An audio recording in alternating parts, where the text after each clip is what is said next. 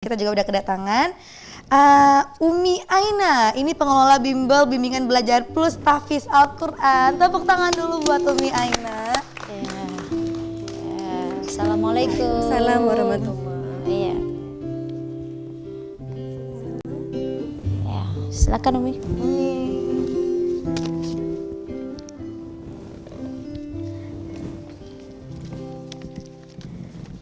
Nah, bagaimana nih abang-abang? Udah ngeliat Umi kan, udah lebih damai lagi hatinya, adem ya. Kayak gini nih kalau mau cari calon istri, rekomendasi. Oke, dan hari ini kita selain kedatangan Jakfar sudah ada Umi Aina, di mana Umi sendiri adalah pengelola bimbel bimbingan belajar plus tahfiz Al-Quran. Ya, ini kayaknya dari tadi Raisa baca sedikit backgroundnya itu punya beberapa cabang. Ini kayaknya mulai memberikan respon yang sangat positif ya Umi ya? Iya, Iya. Alhamdulillah kita sudah memiliki 3 cabang. 3 cabang. 2 di Banda Aceh, 1 di Aceh Besar, yang baru di sini di Ketapang. Di Ketapang Ya, ini di yang Ketapang. paling baru? Yang paling baru sekitar 10 bulan ini. Tapi subhanallah responnya luar biasa. Luar Iya. biasa. Ya, Karena ada plus tahfiznya iya, loh Umi. subhanallah. Iya. Oke, ini Umi kalau mungkin kita semua pengen tahu Umi, ini pertama kali bimbingan belajar plus tahfiz Al-Quran ini dibangun pada tahun berapa ini Umi? Sebenarnya saya memulai karir sebagai guru ya, guru di luar sekolah gitu ya, guru kursus dulu. Jadi guru kursus bahasa Privat, Inggris ya? sebenarnya. Oh, dari bahasa Inggris Iya. pindah Jadi alur gitu iya, Umi. jadi saya memulai karir ketika saya berusia masih 17 tahun. Saya sudah dipercaya mengajar di beberapa bukan bimbel. Dulu zaman kita dulu ya mungkin Umi ya, itu belum ada bimbel kan? Belum ada bimbel. Bimbel. Yang ada itu kursus bahasa Inggris yang booming dengan les komputer ya, Iya, Umi betul. ya, zaman kita dulu ya. Tidak ada tahfiz dulu. Oh, tidak ada tahfiz, tidak ada bimbel. Jadi waktu dulu ketika saya berusia 17 tahun itu ya saya udah mulai merintis karir. Kemudian di tahun 1997 kami membuka masih kursus bahasa Inggris. Iya. Jadi masih kursus bahasa Inggris sampai 2004 menjelang terjadinya peristiwa tsunami ya.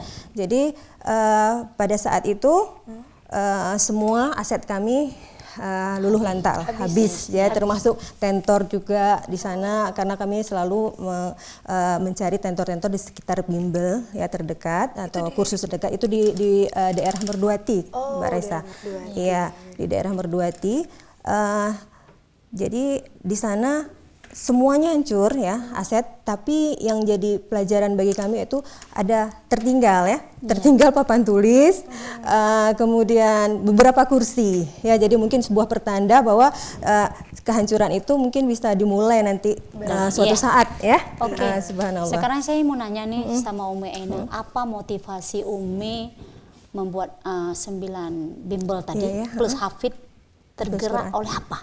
Iya, jadi dimulai dari tragedi itu juga Ibu ya. Jadi kita yang selamat ini kan insya Allah mudah-mudahan menjadi orang yang terbaik. Orang yang lebih baik lah, orang yang lebih baik lagi. Ya, jadi ketika saya berniat akan membuat sebuah kursus lagi, saya akan membuat yang lebih baik lagi dari yang sudah pernah saya buat. Subhanallah. Jadi dengan niatan itu kami memperbaiki diri, mengisi hati kami, amalan kami ya, banyak-banyak pergi kajian atau kemana gitu ya. Jadi di sana kami temukan bahwa mungkin Umi lebih tahu bahwa orang-orang yang mengajarkan Al-Quran itu adalah orang-orang yang khusus ya bagi Allah betul. ya. Jadi sebaik-baiknya kamu gimana Umi ininya? Karena orang mengajar Al-Quran itu satu harus ada keridaan dan keikhlasan. Subhanallah. Bukan hanya mengharap uang saja Benar. atau gaji. Makanya orang dalam menjalankan ilmu agama ini luar biasa dan subhanallah. Kalau kita mengajarkan sesuatu dengan keikhlasan dan keridhaan, itu Allah akan menambah selalu ilmu dia. Dan selain itu ada plus dan juga akan diberi pahala setimpal oleh Allah Subhanahu wa taala. Itulah subhanallah, atas dasar pengetahuan kami tentang itu kami tergerak. Iya. Waduh, kita selama ini mengajarkan hanya bahasa Inggris. Iya, bahasa Inggris. Hanya bahasa Inggris, memang itu perlu ya Bu ya, perlu ya Umi ya. Jadi Tapi kami kemudian membuat bimbel, bimbingan belajar karena permintaan masyarakat juga, request masyarakat, karena sekarang kan sudah booming bimbel ya. Jadi anak-anak ingin meraih juara, jadi pada daftar rame-rame ke bimbel gitu. Sedangkan bimbel pada masa itu tahun 2008 ya kita baru mulai lagi, kita vakum. 2004 sampai 2007 kita vakum. Kemudian kita mulai kembali tahun 2008 itu dengan dari nol. Ya kita agak riskan karena ya banyak bimbel-bimbel yang mohon maaf non muslim yang menghandle-nya gitu kan. Jadi saya sebagai orang yang pernah bergerak di bidang pendidikan ini merasa kenapa mereka membuat begitu banyak bimbel-bimbel gitu kan. Kenapa kita tidak saya menarik kesimpulan bahwa karena orang muslim sendiri yang mampu tidak mau membuat gitu.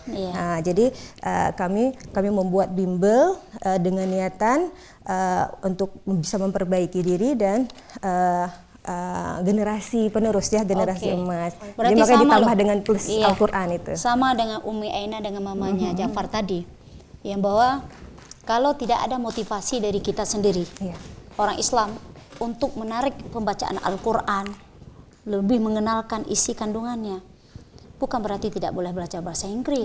Benar. Karena kita menguasai bahasa Inggris ataupun bahasa yang lain itu subhanallah ya. Kita bisa jalan-jalan ke seluruh dunia, bisa dakwah. Ya sebenarnya itu bagus. Tapi ingat, karena Al-Quran ini adalah pokok utama kalau kita bagi orang yang beragama Islam.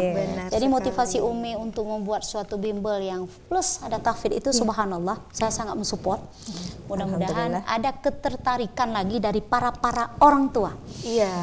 Baik para ibu dan bapak untuk lebih konsekuen anak-anaknya itu, jalurnya itu supaya melahirkan generasi berkualiti. Oke, Raisa. Nah, ini saya lagi kembali bertanya kepada Umi Aina. Ini Umi, bagaimana sih Umi menjalankan program-program bimbel ini selama ini? Bimbel kita itu terdiri dari bimbingan belajar beberapa mata pelajaran di sekolah ya, termasuk English juga, bahasa Arab, matematika, sains, fisika ya. Terus tapi diselaraskan dengan akidah akhlak. Jadi kalau ada pelajaran matematika, itu contoh-contohnya didekatkan dengan tauhid. Gitu ya. Ada sebenarnya dalam fisika juga begitu. Kita Aceh itu ada keistimewaan. Benar. Makanya di provinsi Aceh umumnya dan khususnya di Kota Banda Aceh itu sudah ada dinia. Malah ada pembentukan karakter guru untuk seluruh provinsi Aceh. Karena setiap orang guru ya yang berhadapan dengan murid, apakah guru matematik, fisika, biologi, bahasa Inggris seperti Ibu bilang tadi, itu mereka harus memasuki sisi-sisi akhlak yang baik kepada anak-anak. Karena itu pendidikan karakter namanya. Kalau tidak, syukur kalau ada orang tua yang kalau tidak mampu mengantarkan anaknya pengajian, dia memanggil guru ke rumah. Ini yang tidak belas sama sekali loh. Berarti tidak didapati agamanya di mana-mana loh. Makanya sekarang diharapkan seluruhnya bagi para guru-guru. Jadi biarpun kita guru olahraga, kita harus menyampaikan, ayo anak-anak kita berbaris, kesehatan itu luar biasa loh. Supaya kesehatan itu baik, kita harus melihat sifat-sifat Rasulullah. Makan tangan kanan, masuk WC kaki kiri, makan sambil duduk, minum sambil duduk, itu sudah mengajarkan akhlak. Padahal itu menyangkut dengan kesehatan. Jadi seperti yang bilang, sampaikanlah walaupun satu ayat. Betul sekali. Oke, ini juga sebenarnya yang namanya wanita pasti adalah salah satu yang akan menjadi seorang ibu, pasti mereka adalah salah satu kunci utama dari kesuksesan anak, bisa dibilang seperti itu. Betul. Nah, ini dengan punya 3 bimbel yang kayaknya ini udah banyak sekali ya. Itu kalau boleh tahu ini Umi, ada berapa sih jumlah murid yang sudah terdaftar di super bimbel ini? Di 9 bimbel ya. 9 bimbel, Di 9 bimbel, Al-Azam 9 bimbel. Sudah sekitar 450 siswa. Alhamdulillah. Tepuk tangan semuanya. Subhanallah. Berarti sudah 400 lebih loh anak yang bisa hafid Al-Quran. Tunggu dulu nih. Tadi kan katanya kan ada yang pengen belajar juga kan tahfiz Al-Quran. Abang-abang masih bisa kan? Ini tidak ada batasan usia atau ada batasan usia untuk bisa bergabung di 9 bimbel ini? Untuk di 9 bimbel ya, sebenarnya ada batasan usianya ada juga. Oh, ada batasan. Iya. Oh, saya mengusulkan, Iya. mengusulkan kepada Boleh, Umi Umi. Aina, Iya. kalau bisa untuk SMU ke atas itu ada bimbel juga. Iya, Untuk insya Allah, insya Allah. remaja kita. Setuju. Pasti nanti mereka langsung mendaftar Umi. Insya Karena Allah. kalau kan orang SMU ke atas itu dia akan menjadi seorang ibu dan ayah. Iya. Jadi harus mantap mereka. Oke. Jadi ada 450 siswa dan juga siswi. Ini ada berapa tenaga pengajar Umi? Kurang lebih ada 40 tenaga pengajar dan 10 orang staf manajemen yang kita pakai. Alhamdulillah. Oke, nah dan di studio kita hari ini juga sudah ada kedatangan murid-murid dari 9 bimbel. Mungkin boleh silakan. Ayo masuk Silakan. sayang. Waduh. Subhanallah. Aduh, Ganteng-ganteng ya, cantik-cantik juga. Ini yang di tengah boleh dong kakak salamin dulu. Iya. ya silakan duduk Silakan sayang. duduk.